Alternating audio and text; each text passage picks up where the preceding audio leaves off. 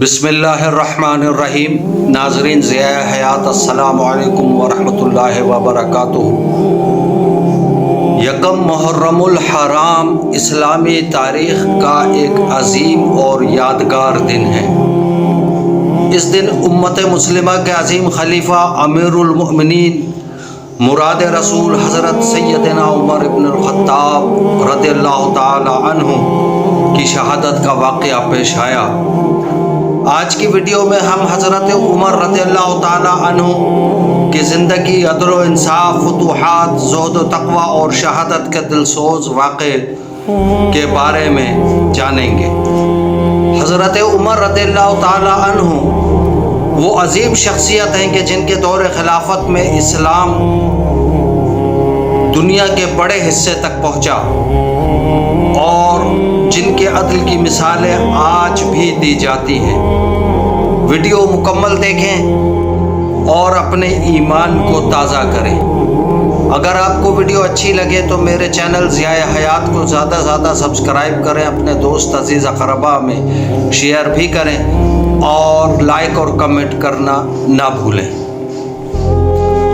حضرت عمر رضی اللہ تعالی عنہ کا نام عمر، لقب فاروق اعظم، والد کا نام خطاب بن نفیل، والدہ کا نام ختمہ بنت ہاشم تھا۔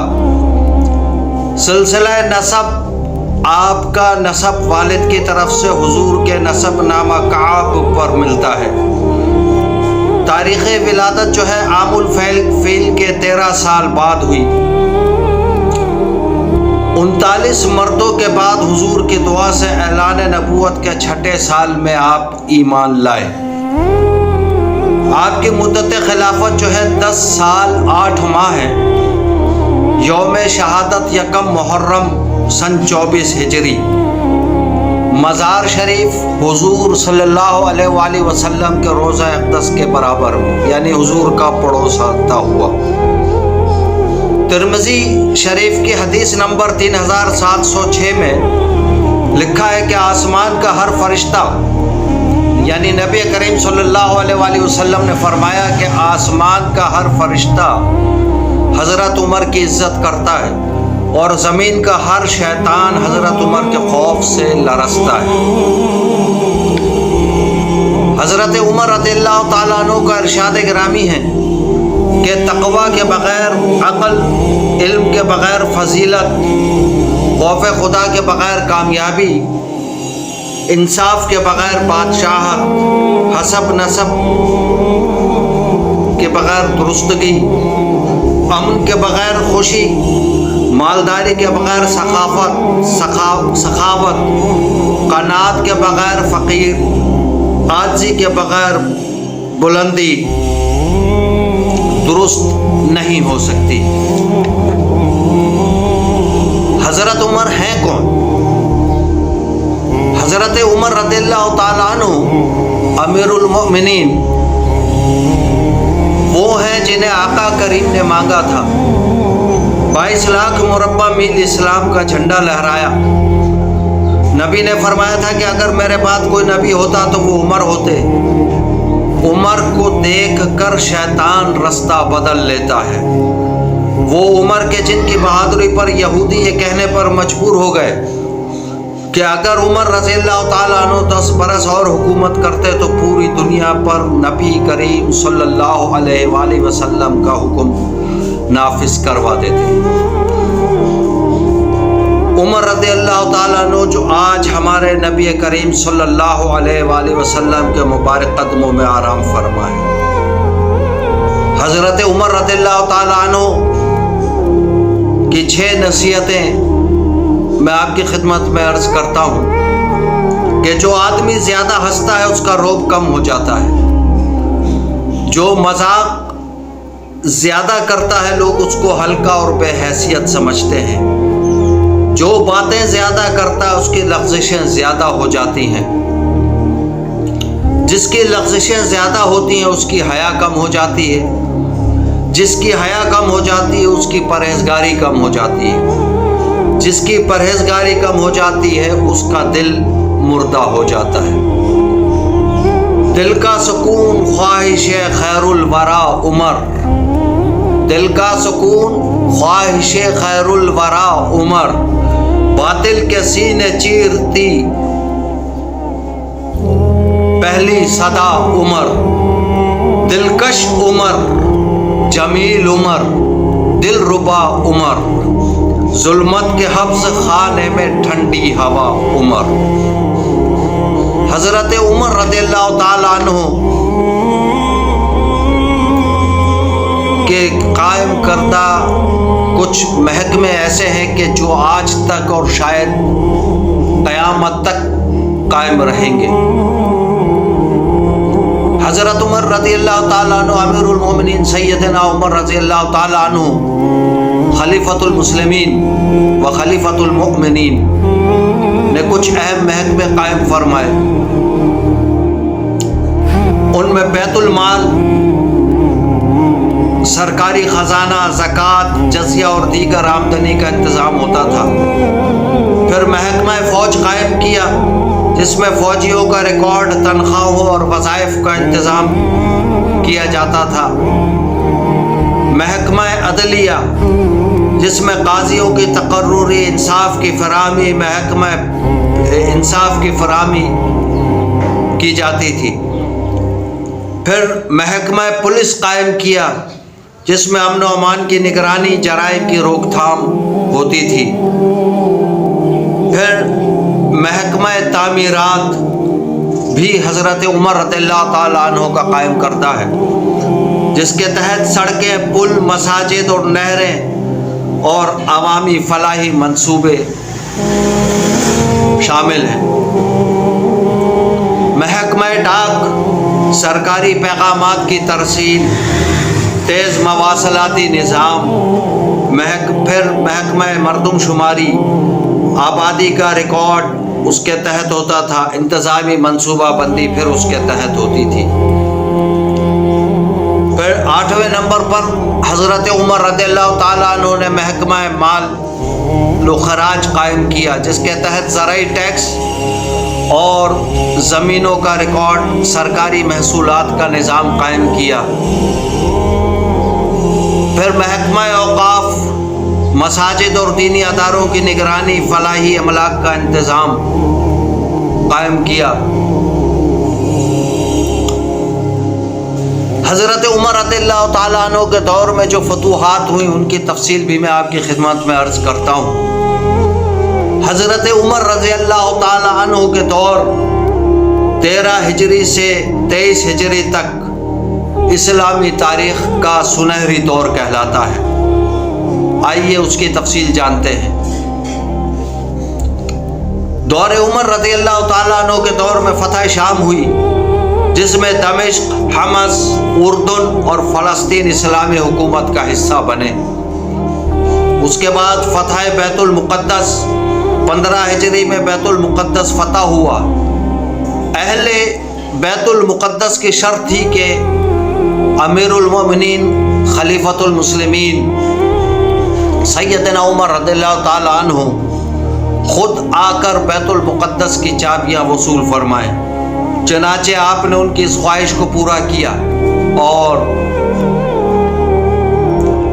بیت المقدس مدینہ منورہ سے تشریف لے گئے اور بیت المقدس کی چابیاں تشریف فرمائی، اپنے آپ خود وصول فرمائی۔ پھر اس کے بعد حضرت عمر کے دور میں فتح عراق ہوا۔ عراق میں ساسانی فارسی سلطنت کے خلاف مسلمانوں نے شاندار کامیابیاں حاصل کی۔ بعد ازاں فتح مدائن نے فارسی سلطنت کی کمر توڑ دی۔ پھر فتح ایران 20 ہجری میں نہاوند کی عظیم جنگ میں فیصلہ کن کامیابی حاصل کی۔ اس کے بعد ایران کے بیشتر علاقے اسلامی حکومت کے زیر اثر آ گئے۔ پھر فتح مصر ہوا۔ حضرت عمر ابن العاص کی قیادت میں مصر فتح ہوا۔ اسکندریہ سمیت اہم شہر اسلامی ریاست کا حصہ بنے۔ پھر شمالی افریقہ تک آپ نے پیش قدمی فرمائی۔ حضرت حضرت عمر رضی اللہ تعالیٰ عنہ کے دور میں اسلامی لشکر شمالی افریقہ کے بعض علاقوں تک پہنچے اور اسلامی حکومتوں کی بنیادیں قائم ہوئیں۔ اب ہم مزید آپ کی خدمت میں کچھ اور باتیں بھی عرض کرتے ہیں۔ سامعین، حضرت عمر فاروق رضی اللہ تعالیٰ عنہ کے دور میں اسلامی ریاست تقریباً 22 لاکھ مربع میل تک پھیل گئی تھی۔ اب آپ کی فتوحات صرف زمینوں پر قبضوں کے لیے نہیں تھی، بلکہ انسانوں کو ظلم اور ناانصافی اور جبر سے نجات دلانے کے لیے تھی۔ یہی وجہ ہے کہ آج بھی حضرت عمر کا دور خلافت دنیا کی بہترین حکمرانی کی مثال سمجھا جاتا ہے۔ اب آئیے چلتے ہیں حضرت عمر رضی اللہ تعالیٰ عنہ کی شہادت کے واقعے کی طرف۔ حضرت عمر بن خطاب رضی اللہ تعالیٰ عنہ، جو کہ اسلام کے دوسرے خلیفہ اور فاروق اعظم کے لقب سے مشہور ہیں، 26 ذی الحج 23 ہجری کو فجر کی نماز پڑھا رہے تھے۔ اس دوران ایک مجوسی غلام ابو لولو فیروز نے اچانک خنجر سے آپ پر کئی وار کر دیے۔ یہ وہ ابو لولو فیروز ہے جس کا مزار آج بھی عراق اور ایران کے حصے میں عراق کے بارڈر کے قریب ایک جگہ ہے، اس جگہ پر اس کا مزار باقاعدہ بنایا گیا ہے۔ مجوسی غلام بہرحال حضرت عمر شدید زخمی ہو کر زمین پر گر گئے، لیکن نماز کی اہمیت کو مد نظر رکھتے ہوئے حضرت عبد الرحمن بن عوف کو آگے بڑھا کر نماز مکمل کروائی گئی۔ حملہ آور نے بھاگنے کی کوشش کی اور راستے میں کئی نمازیوں کو بھی زخمی کیا اور بالآخر وہ فرار ہونے میں کامیاب ہو گیا۔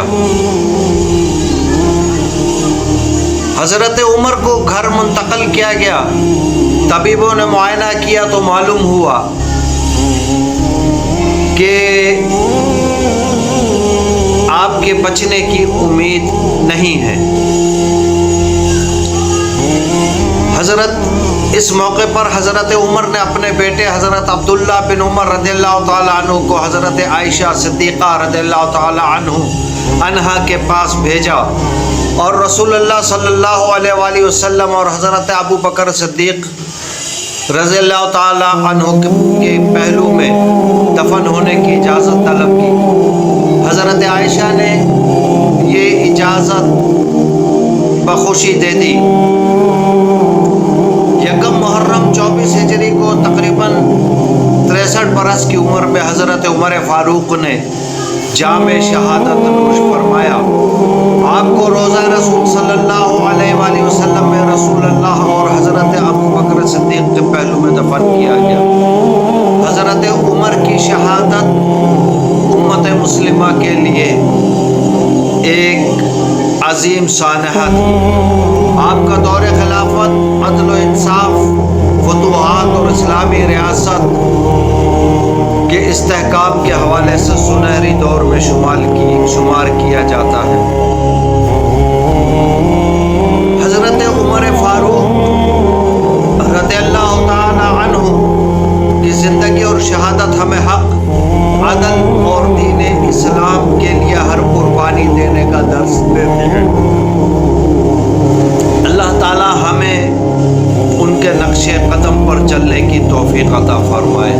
آمین آمین آمین بجاہ سید المرسلین صلی اللہ علیہ وآلہ واصحابہ وبارک وسلم تسلیما کثیرا۔